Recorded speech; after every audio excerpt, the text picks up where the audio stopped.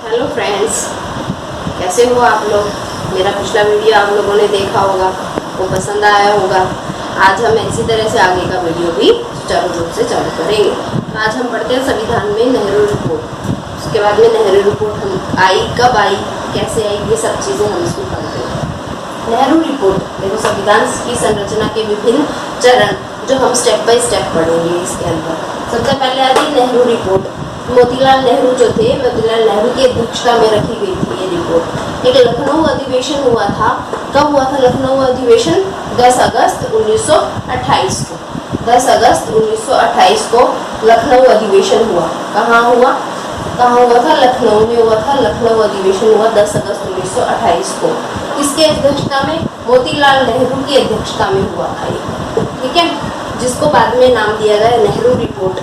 ये सक्सेसफुल नहीं रही थी नेहरू रिपोर्ट, लेकिन इसको बाद में श्याम चतुर्वेदी जो थे उन्होंने संविधान का ब्लूप्रिंट बताया गया था। इसको क्या बोला गया था? ये संविधान का ब्लूप्रिंट माना गया है, ठीक है। इसी तरह से बाद में इस कार्रवाई को आगे चालू रखा गया। फिर औपचारिक रूप से संविधान की मांग कब रखी गई थी? औपचारिक रूप से सन 1934 के अंदर। कब रखी गई? 1934 में। किसने रखी? एमएन राय ने रखी, यानी मानवेंद्र सिंह नाथ रॉय। मानवेंद्र नाथ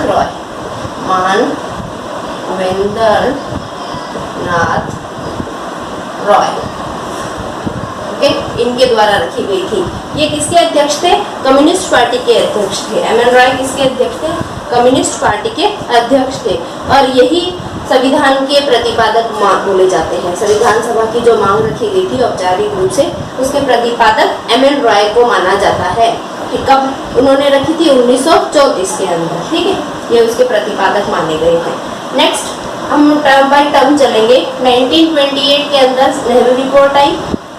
34 के अंदर हमने संविधान की मांग की औपचारिक मांग रखी गई थी। नेक्स्ट हम एक टॉपिक भूल गए हैं, वो हम यहाँ देखेंगे। प्रत्यक्ष मांग जो है, वो प्रत्यक्ष मांग कब रखी गई थी? 1931 के अंदर, 1931 के अंदर इसकी प्रत्यक्ष मांग रखी गई थी। किस अधिवेशन में? कराची अधिवेशन में। ये ध्यान रखने, अधिवेशन बहुत आते हैं। तो पहला क्या है? कराची अधिवेशन के अंदर मांग रखी गई। दूसरी इसमें हमने 1934 से एमएन राय के द्वारा रखी गई थी। हाँ, तो हमने देखा कराची अधिवेशन 1931 के अंदर।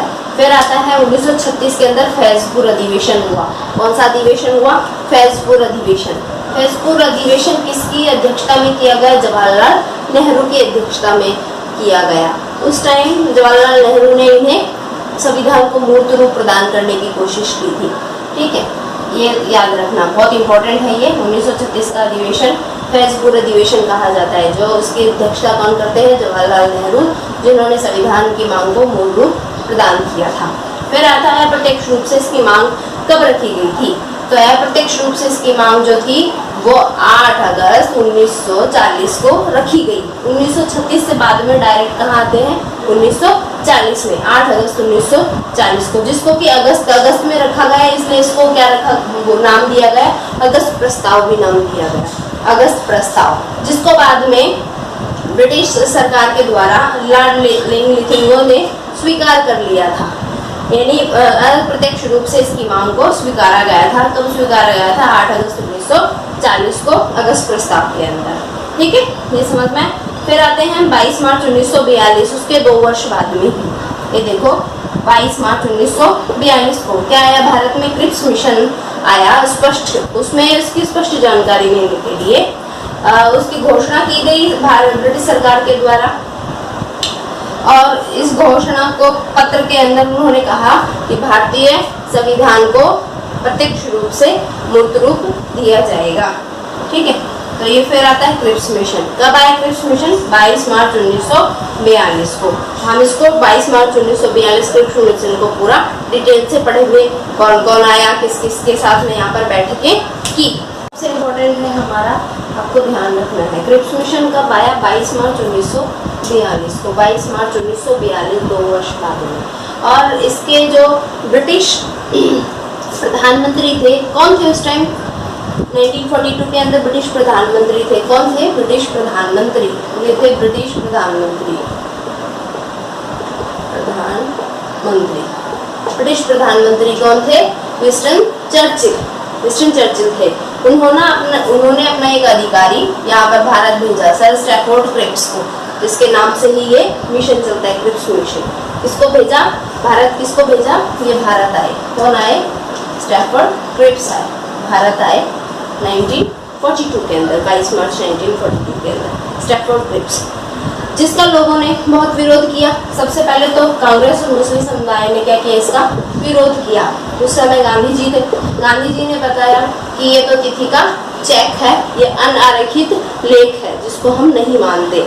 सबने इसका विरोध किया था। इसी प्रकार से जवाहरलाल नेहरू ने भी इसको दिवालिया बैंक का नाम दिया। किसको? क्रिप्स मिशन को। ठीक है, तो ये पूरे भारत में इसका विरोध किया गया था। ठीक है, फिर इसके बाद में जब इसका विरोध किया गया तो बाद में इन्होंने एक और कैबिनेट मिशन भारत भेजा। कब आया कैबिनेट मिशन? ये भी इम्पोर्टेंट है आपके लिए, मोस्ट इम्पोर्टेंट कैबिनेट मिशन। कब आया कैबिनेट मिशन? 24 मार्च 1946। ये देखो 24 मार्च 1946 को, यानी 24 मार्च 1946 को, उसके 2 साल बाद में ही वापस। ये 22 मार्च को आया, ये 24 मार्च 1946 को। टाइम पीरियड देख लो, मैं इसकी लोकेशंस, टाइम पीरियड आपको पीरियड वाइज बताऊंगी। इजीली किस तरह से ट्रिकी आप उसको लर्न कर सकते हैं, वो सारी चीज़ें मैं आपको डिटेल से बताऊंगी। कहाँ आया था ये? दिल्ली आया। किधर आया? कैबिनेट मिशन कहाँ पर आई? दिल्ली में आई। ठीक है, इसके अंदर ये एक 3 सदस्यीय दल था। इसमें तो इन्होंने केवल जो क्रिप्स मिशन थे इसमें स्टैफोर्ड क्रिप्स को ही भेजा था, एक अकेले व्यक्ति को ही भारत भेजा था उन्होंने।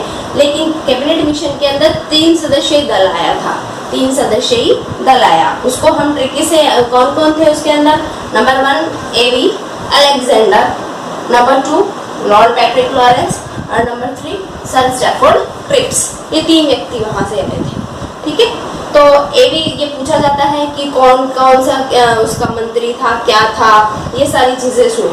तो इस कैबिनेट मिशन का जो अध्यक्ष था वो लॉर्ड पैट्रिक लॉरेंस को बोला जाता है। ठीक है, इसका अध्यक्ष कौन था? Lord Patrick Lawrence. ठीक है, ये इसके अध्यक्ष थे कैबिनेट मिशन के। नंबर 2 एवी अलेक्जेंडर क्या थे? इसके नेवी मंत्री थे। क्या थे? नेवी मंत्री।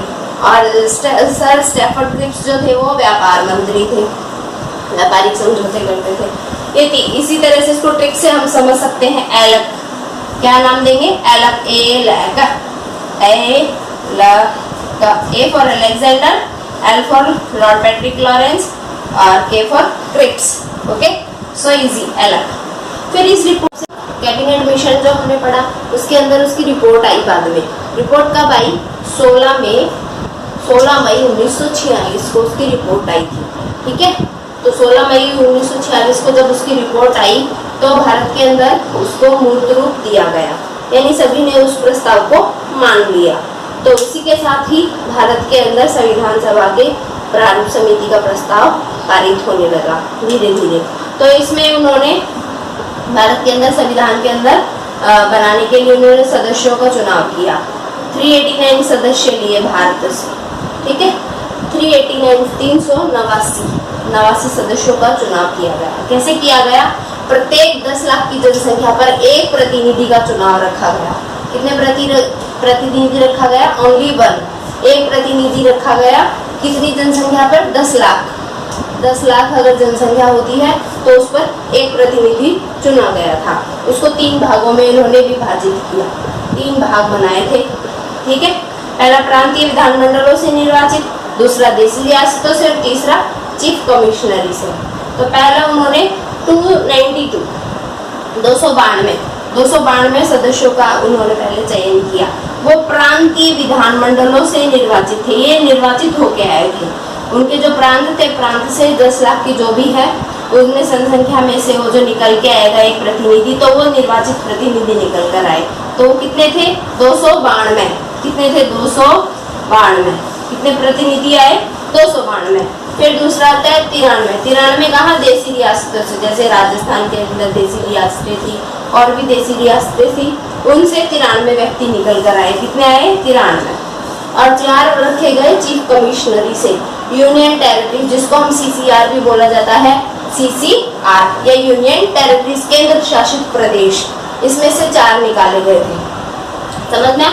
ये टोटल करो, देखो यहाँ पर कितना बनता है, 4 3 7, 7 और 2 9, 9 और 9 18 और 1 3, 389। याद हुआ ये? देखो इजी तरीके से याद कर सकते हो इसको, 4 3 2 9 9 2। तो इस तरह भी तुम लर्न कर सकते हो। 2 है, 2 तो है ही, 2 92, 92 के बाद में क्या आया 93 और 2 दूनी 4, यहाँ पर क्या रखोगे 2 दूनी 4। तो इस तरह से इजी वे में भी लर्न कर सकते हो, यानी 2 रखो 2 और 92, 92 के बाद फिर 93, 93 के बाद में 2 दूनी 4, तो ये 4 टोटल करेंगे तो 389 इसमें मेंबर शामिल हुए थे। ठीक है, इसमें जो 4 CCR बने थे, चीफ कमिश्नरीज बनी थी, यूनियन टेरिटरीज बनी थी, वो किसको बोला गया है, CCR किसको बोला गया है? उसको मैंने ट्रिक से किया है, A B C and D, ये 4 बनाए, ABCD से याद कर लेना। ठीक है, ABCD अल्फाबेट लर्न करते हैं, तो ABCD का अल्फाबेट में सबसे पहले A से अजमेर और मेरवाड़ा, जो कहाँ थे, राजस्थान के अंदर, अजमेर एंड मेरवाड़ा, A4। ठीक है, B से बलूचिस्तान, बलूचिस्तान जो पाकिस्तान के प्रांत में आता है उसको बलूचिस्तान, वो प्रांत था इसमें B4। और C से कुर्ग, C से कुर्ग और D4 दिल्ली। ये इस तरह से 4 CCR प्रदेश थे इसके। तो आई होप आप लोगों को ये सब अच्छे से समझ में आया हो और बड़ी इजी ट्रिक से मैंने आप लोगों को ये समझाया है। मैं आशा करती हूँ कि आप मेरे इस वीडियोस को शेयर करेंगे, लाइक करेंगे, ठीक है, और सब्सक्राइब।